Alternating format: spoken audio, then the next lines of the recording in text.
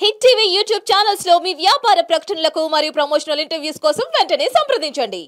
గురుగారు, మనం ఉపనిషత్తుల గురించి మాట్లాడుతూ ఉన్నాం. అయితే దేవతలు, రాక్షసులు, ఈ దేవతలు రాక్షసుల మీద విజయం సాధించటానికి అసలు గల కారణాలు ఏమిటి? ముందు అది వివరించండి. అదేమంటే దేవతలు కదా, అందుకే విజయం సాధించారని అందరికీ తెలుస్తుంది నాబోటి వాళ్ళకి. అయితే ఒక్కొక్కసారి అందంగా ఉన్న వాళ్ళని కూడా అందాల రాక్షసి అని పిలుస్తూ ఉంటారు. మరి ఎందుకు పిలుస్తారు అలా? ఆ విషయాన్ని కూడా చెప్పండి. అంటే అందంగా ఉన్నామని అందం లేని వాళ్ళని హింసిస్తే వాళ్ళు రాక్షసులు, అంతే తప్ప నిజానికి వాళ్ళు రాక్షసులు గారు. మా ఈ యొక్క ఉపనిషత్తులో, బృహదారణ్యక ఉపనిషత్తులో ముఖ్యంగా 3 గుణాలని బట్టి మానవుల్ని విభజించారు. ఇందులో పుట్టుకతో ఎవరు రాక్షసులు గారు, పుట్టుకతో ఎవరు దేవతలు గారు, పుట్టుకతో అందరూ మానవులే. పుట్టగానే మనుజుడెవ్వడు, పుట్టగానే మనుజుడెవ్వడు ధనుజుడై మరి ఉండజాలడు. ధనుజుడు అంటే రాక్షసుడు. పుట్టగానే మనుజుడెవ్వడు ధనుజుడై మరి ఉండజాలడు, స్వీయ కర్మల చేత ఆతని పేరు నిశ్చయమగుచునుండును. ఈ ఉపనిషత్తు ఏం చెప్తుందంటే ఇది చాలా గొప్ప విషయం. ఇప్పుడు లోకంలో ఈ టీవీ చూసే వాళ్ళందరికీ కూడా జ్ఞానోదయం కలగాలి. పుట్టుకతో అతడు ముస్లిం కాదు, పుట్టుకతో క్రైస్తవుడు కాదు, పుట్టుకతో హిందువు కాదు, పుట్టుకతో ధనవంతుడు కాదు, పుట్టుకతో పేదవాడు కాదు, పుట్టుకతో సేవకుడు కాదు, పుట్టుకతో రాజు కూడా కాదు, పుట్టుకతో మనిషి మాత్రమే. అయితే పుట్టిన తర్వాత వాడు స్వీయ గుణముల చేత రాక్షసుడు అవుతాడు, లేకపోతే దేవత అనిపించుకుంటాడు. ఎట్లా అంటే సృష్టిలో 3 గుణాలు ఉన్నాయి: సత్వము, రజస్సు, తమస్సు. సత్వగుణం మంచిది, సత్వం ప్రకాశకం విద్ది, రజో రగాత్మకం విద్ది, తమో అజ్ఞానకం విద్ది అన్నమాట. ఇట్లా 3 పదాలకు 3 అర్థాలు ఉన్నాయి. ప్రపంచంలో 3% ఎక్కువ ఉంది అయితే. అది సత్వగుణం ఎవరిలో ఉంటుందో వాళ్ళు మీలాగా నవ్వుతారు, జ్యోతిలాగా మంచి సంతోషంగా ఉంటారు, అందంగా ఉంటారు, ఆనందంగా ఉంటారు. అందంగా ఉంటారు, ఆనందంగా ఉంటారు, ఇతరులకు ఏమైనా అందివ్వడానికి కూడా ఏమైనా ఒక ప్రేమనే కాదు ధనాన్ని కూడా ఇవ్వడానికి పడతారు. వాళ్ళని దేవతలు అవుతారు.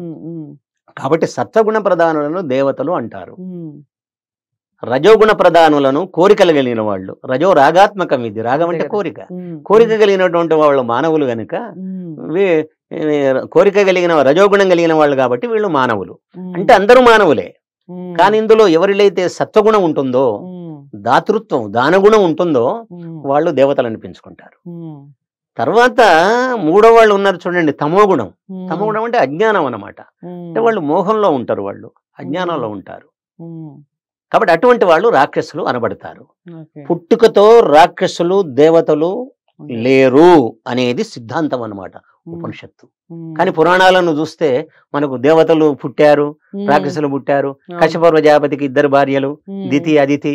దితికేమో దైత్యులు పుట్టారు అంటే రాక్షసులు పుట్టారు, అదితికేమో దేవతలు పుట్టారు అని కథలు చెప్తారు. భర్తనేమో మంచోడే కానీ భార్యలు చెడ్డవాళ్ళ, ఒకరు రాక్షసుల్ని కంటారు, ఇంకొకరు దేవతలను కంటారు. ఎక్కడని ఇంతే ఉంది. ఈ పురాణంలో ఎలాంటి కథలు ఉంటాయి, కానీ ఉపనిషత్తుల్లో అలాంటివి ఉండవు.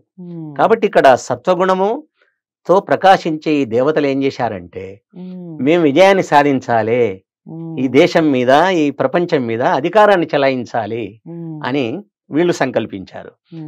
లేదు మిమ్మల్ని ఎదిరించి మేమే అధికారాన్ని సాధించాలి అని తమో గుణం కలిగినటువంటి వాళ్ళు అనుకున్నారు. వీళ్ళందరూ బిడ్డలే, భగవంతునికి బిడ్డలే, సంతానమే. మానవులందరూ భగవంతునికి సంతానమే. ఇది మనకు ఉపనిషత్తు చెప్తున్న విషయం. అయితే ఇక్కడ వాళ్ళు ఏం చేశారంటే ఒక యాగం తలపెట్టారు. అధికారం కోసం యాగం చేయాలి కదా. మనం కూడా చూస్తున్నాం, ఆయా పార్టీల వాళ్ళు యాగాలు చేసిన సందర్భాలు ఉన్నాయి. ఇంకా మేము సీటు మీద కూర్చోవాలని. కాబట్టి వీళ్ళు కూడా దేవతలు ఏం చేశారు, మొత్తం ఆధిపత్యాన్ని సంపాదించడానికి ఏం చేశారు, వాళ్ళు అధికారాన్ని సంపాదించడానికి ఒక యాగం తలపెట్టారు.